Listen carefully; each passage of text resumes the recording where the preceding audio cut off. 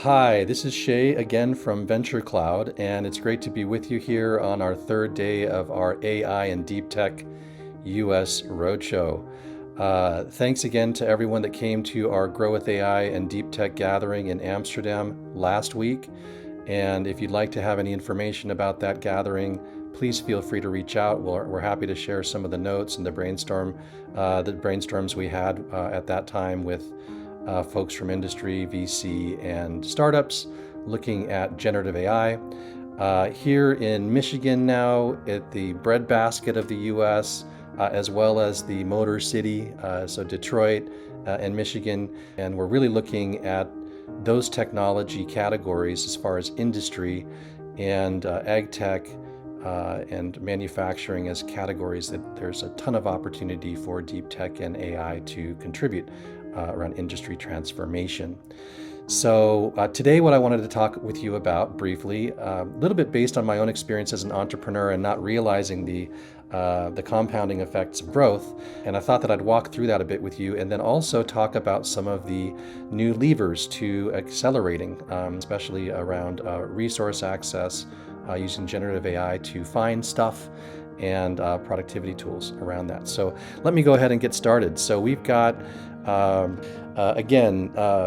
founders and investors in mind here. So B2B founders that want to leverage the power of compounding using good growth and good product market fit techniques as they go on their journey to category leadership, and venture capitalists and angel investors who are interested in seeing their portfolios grow, especially those really great companies or those moderately successful companies they want to accelerate and improve the success rates with. Setting the stage for good exits. So that's what this is for. We all know that it's highly unlikely that you're going to see success as an entrepreneur if your solution's not solving a real problem. So of course that's something that sort of is a prerequisite and where international discovery and engagement can help to sort of round out that solution and really understand the differentiation required to catch the attention, to get meetings, and to ultimately get deals with great big companies. We also know that operations, if they're chaotic and they're a mess and you're not able to build on your experience, that's going to be a problem, as well as being too rigid. If you need to be somewhere in the middle where you're agile, you're able to take risks and try things, but rapidly catch the best practices and build upon them. And then finally, if you don't know how to augment your team, if you don't know ways that can help your best team members force multiply, or your team members that are maybe young or new or not as experienced, then you want to be able to capture the patterns that work and find ways of creating that multiplier effect. So those are some of the things that are required. And to kind of get back to compounding, my favorite book that I ever read that gave me perspective on sort of the stepstone nature of entrepreneurship was a book called The Wheels of Commerce by a guy named Fernand Brand. Braudel rather. He was a French historian. And actually, I was introduced to this book before I ever moved to Europe, when I was still in the Bay Area and I was running a product development at our company. And basically the idea was that the Dutch, where I ended up living, as kind of part of my process of getting familiarized with Holland, which I married into. I was kind of going over there with my partner and my kids. And what I was really amazed by reading this book was the two-step process that the Dutch used, intentionally or unintentionally, where they became expert at trade in the Baltics with grain. And that perfected their technique for supply chain logistics and trade, which they then sort of turned eastward, I guess, to wrap around Europe down to the Horn of Africa and do all of this international trade, which of course has dark side as well. But in terms of the positive sides of that, looking at today, the idea of having more efficiency year over year in doing something, so getting those good unit economics and then seeing the benefits of growth year over year. So the Dutch ships required fewer sailors, had higher volumes, they were just more efficient Not to pick on my friends from France, but when Braudel describes this, he really compares the two, and year over year, over 10 years, 20 years, the Dutch really were able to leverage that and just became the dominant power, in those golden years in the 1600s. And I just took that as an interesting lesson when we were doing our startup and really perfecting our capabilities. But then when the time was right to take that good unit economics and really attack the broader market. And that's something that I think is really great for entrepreneurs to realize. So some of the variables that come into play, the growth rate, so year over year, how much are you growing your business, annual recurring revenue, which of course is ideally those subscription-based contracts that you're doing. So you're not selling air pumps, you're selling air, or you're selling subscriptions to air. It's always a fun example that I talked to a lot of friends about. And then the valuation, typically you've got those, we're going to use 6 to 10x numbers here. Sales team bonuses, these come into play as well, because it's not just about the equity holders in the company, but others who you want to retain them, you want to reward them. They're taking the risk in their careers to come into your company. And then the exit probability. The stronger you get, the more differentiated you are, the more likely it is that you're going to be able to get your exit. So high level, with some variations, I'll show you the model here in a second, but 20% growth year over year generally. You've got your exit probability that's not 100% over there on the right, and you've got the equity value over those 5 years for the founders, and we're using a number of 5%. I know that within our company we raised about 70 million, and so by the time we got to year 10 or year 9 or 10, it was multiple years of effort. And if you're doing an 80% growth rate, on the other hand, you got a much higher exit probability. Your sales bonuses are going to be a lot higher in aggregate, and the equity value as well to that founder who's got that 5%. Again, in that scenario that I'm describing, is just incredible. It's a lot higher than those folks that are doing the slow growth. So this blows it out a bit more and shows some of the ups and downs that we've had. Maybe you had a slow year at the beginning of COVID, or something affected you and you tried to bounce back and kind of regain your traction. But if you look at the example B, so they're at the top, where you've got the 20% decline in growth, and then you've got 20% the next 4 years, you're going to go from 1 million in revenue there at the beginning to 1.7 million by the end of those 5 years. As opposed to, if you're the example D there, you're going from 1 million in that first year. That's just sort of the baseline benchmark we're using. And by the time you get to year 5, you're at 19 million ARR. So, if you look at that, you're talking 10x that slower 20% growth. Now, if you use say a 10x multiple on that final fifth year revenue amount, you're talking about 17 million in valuation versus 190 million, almost $200 million or euros in valuation. And as a founder, your equity stake, of course, is a smaller fraction of that, but it's a noticeable difference. So bottom line, understanding that compounding, how important it is, why it is that you want to grow, a 50% growth rate, you've got this, assuming say an 80% exit chance, that's going to bring about 3 million to the founder, and each year around 300K in bonuses for the sales team, assuming an 8% success fee there, or bonus for them, as opposed to 20% growth where you've got 250K to the founder. So here you are, you've probably taken a lower salary than you would have gotten if you'd gotten into traditional business, and your sales guys are also just struggling because they're probably not being paid at market because they're trying to take roll the dice a bit, but they really walk out of it with a bit of a tough hit. The 80% there at the bottom, again, some massive numbers. So rule of compounding is critical, and again, when I was doing our company, I just didn't think enough about that, and really appreciate the importance of that in terms of my pocketbook, honestly. So we normally work with this concept, especially with European companies or companies that eventually want to come to the US and dominate their category globally. There's sort of that monster in the closet that needs to be figured out in terms of how it is that you're going to go ahead about doing that. So right there in the middle, after you've got your first customers and you're trying to sort of stretch your muscles and begin to dominate the core markets where your flagship customers can be, the question becomes, how is it that you're going to go about doing that, and when do you do that? Well, so the idea of category leadership, and you know that you're eventually going to have to dominate those key markets where you've got the majority of either your customers or the say 50% of your exit potential could be in that other market. You're also looking at the question of how you can land flagships. Can you land the flagships? Are you competitive enough?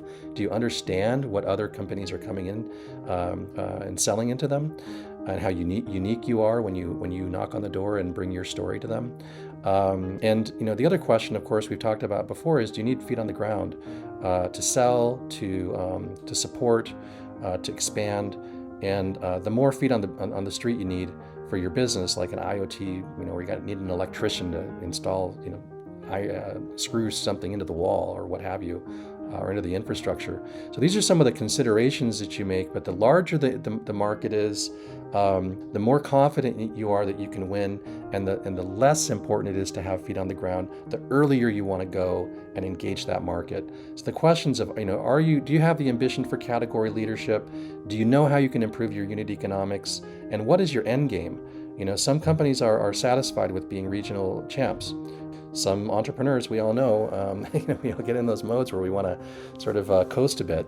But in the end, it's the practices, the resources you're accessing, and how quickly you can access the right resources, and your productivity, which are going to be the contributors to how successful your breakthrough is. So there's the question of, do you do it, when do you do it, and then how do you do it?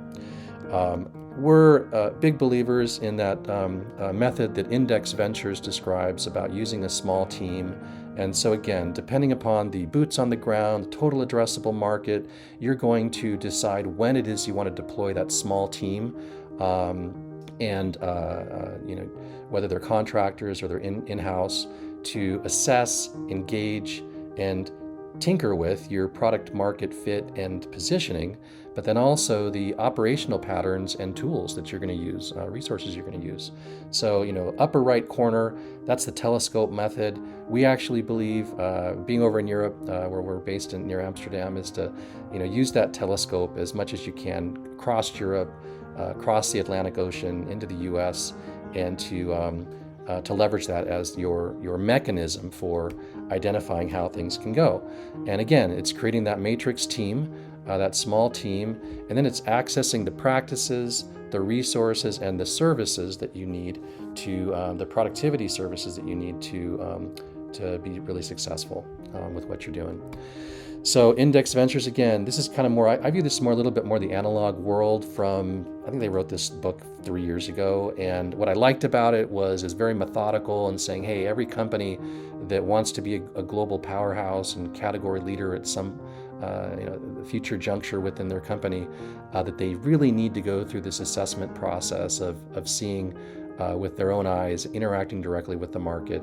But the thing that I feel has changed in the last couple of years is this idea that you've got new technologies and tools that can be used and can help reduce the friction.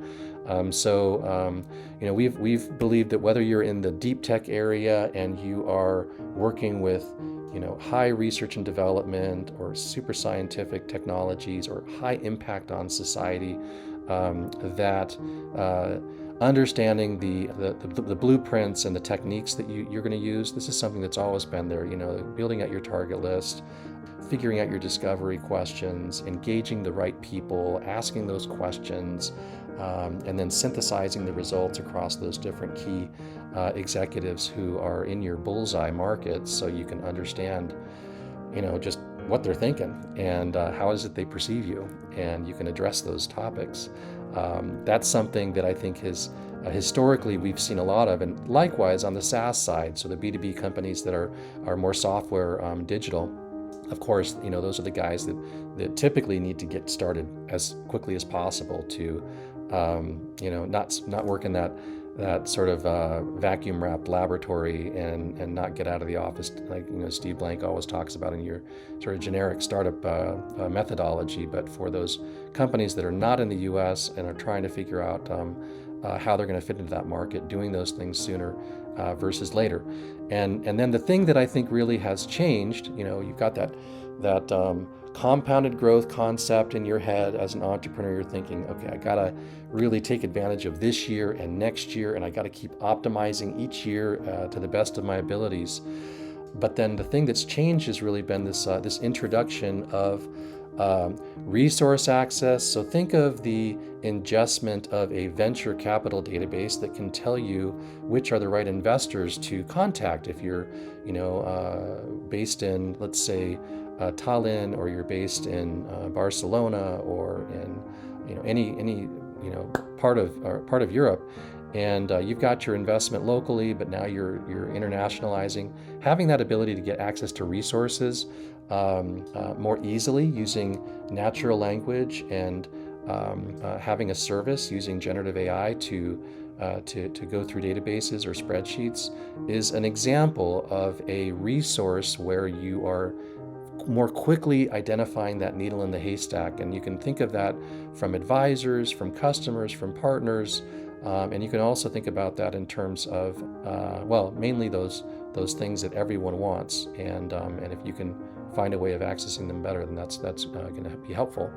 And then secondly, productivity tools. So the ability to, build out a target list, or to scrape through the raw notes from your interviews with your clients, and to come up with the summaries of the use cases and the features, or whatever those things are. Those are productivity gains. Rewriting your email daisy chains, or your script for your video, or whatever those things are that are going to help you to do something better, faster, cheaper than the next guy. Those two aspects of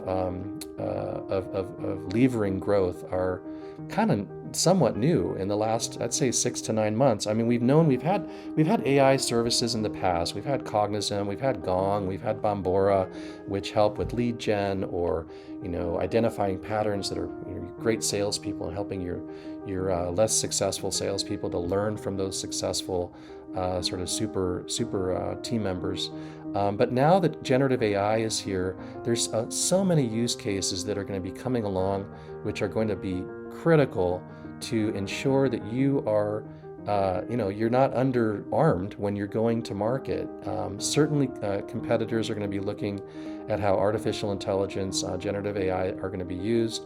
That's something that we with Venture Cloud are really focused on, curating those technologies, both for the or plugins, both for the startups, also for the corporates that are trying to transition or transform, is something that we're excited about. So the idea, again, of how do you go out and drive leadership in this market? You've got to buy into the idea of wanting to be a category leader, and realizing that the compounded growth benefits year over year are something you've got to really consciously architect into your business.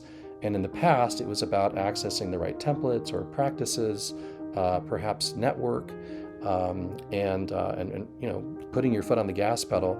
But all of a sudden, in the last year, there's this crazy new layer to this question, which both is affecting the services and solutions you're delivering to the market, but also your core operation. And if you're interested in wrestling with those questions, please look us up. We're all about that, and we are firmly believing that there's just going to be some incredible economies of scale that are going to be coming, leading to category leadership for those great founders out there. So give us a call, and we're looking forward to continuing our AI Roadshow the next few days. Next 2.5 weeks, we're going to be going down to the Bay Area on Monday, and then we'll be up in Seattle the following week. And we'll be meeting up with Ford and Samsung and some other great companies and investors as we do that. So we're looking forward to seeing folks. Thanks again for listening today. And give us a call if you like. Thank you.